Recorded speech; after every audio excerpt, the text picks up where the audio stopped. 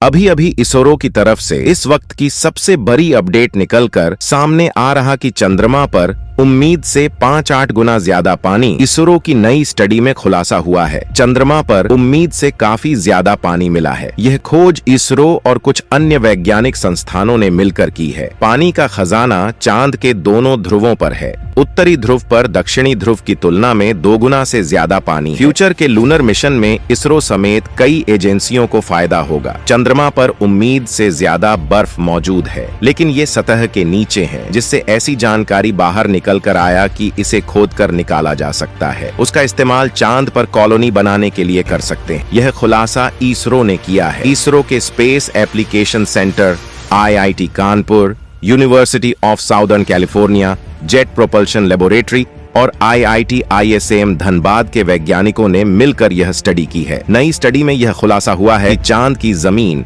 यानी सतह से करीब 2-4 मीटर नीचे उम्मीद से ज्यादा बर्फ है। पहले की गणना से 5 से 8 गुना ज्यादा बर्फ है। बर्फ का ये खजाना चंद्रमा के दोनों ध्रुवों पर है, इसलिए जमीन में ड्रिलिंग करके बर्फ को निकाला जा सकता है, ताकि भविष्य में लंबे समय के लिए इंसान चंद्रमा पर रह सके। इससे दुनिया की कई स्पेस एजेंसियों को फायदा होगा। यह एक अहम उपलब्धि माना जा रहा है।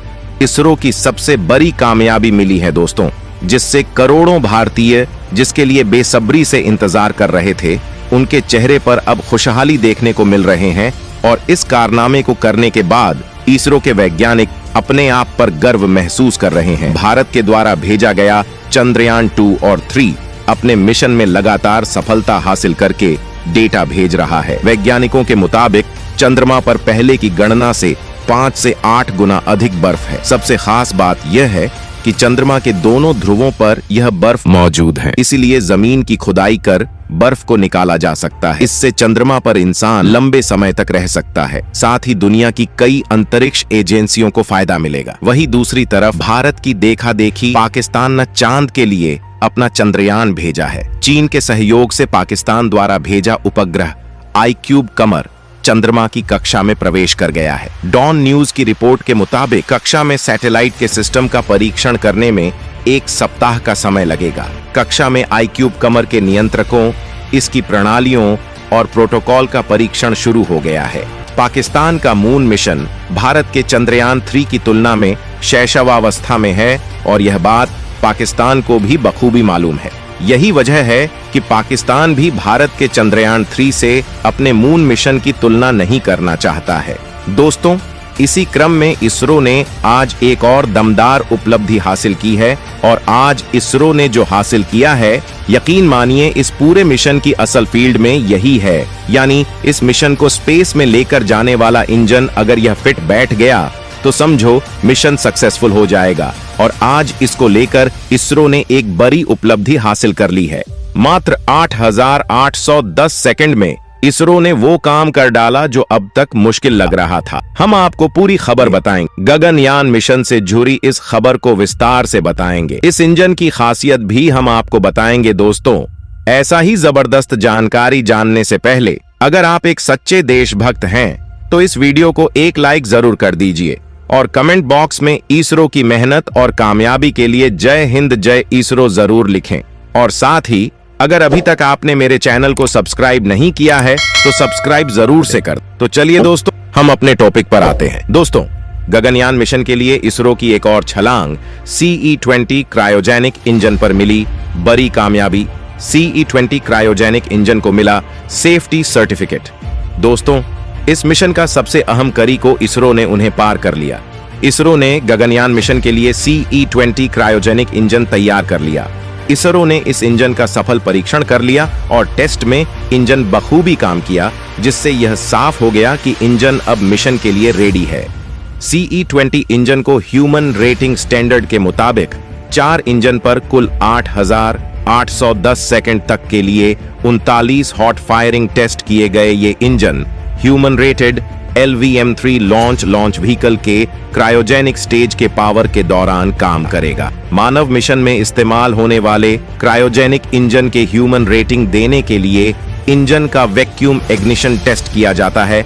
इस टेस्ट को सफल होने पर ही इंजन को ग्राउंड क्वालिफिकेशन क्लियरेंस मिलता है। इंजन का 7वां और आखिरी वैक्यूम इग्निशन टेस्ट 13 फरवरी को महेंद्रगढ़ इसरो प्रोपल्शन कॉम्प्लेक्स स्थित हाई एल्टीट्यूड टेस्टिंग फैसिलिटी में किया गया। CE-20 की इंजन की ह्यूमन रेटिंग होने वाले ग्राउंड क्वालिफिकेशन टेस्ट के दौरान कई पहलुओं का ध्यान रखा जाता है।